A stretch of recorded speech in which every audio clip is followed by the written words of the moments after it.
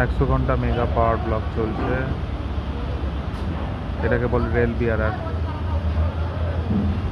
ব্রিজের অত্যন্ত গুরুত্বপূর্ণ অংশ, এটা চেঞ্জ হচ্ছে, পুরনো বদলে নতুন পাল্টানো হচ্ছে। হাইডা দিয়ে ক্রেনের মাধ্যমে নিচে নামানো হচ্ছে, তারপর নিচে নামিয়ে ফিক্স করা হচ্ছে।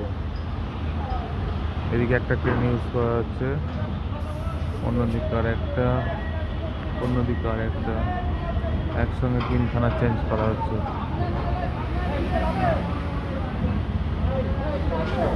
এটা হচ্ছে বালি ডানকুনি শিয়ালদা লাইন, বালি ব্রিজ, ব্রিজ নাম্বার 13 CCI।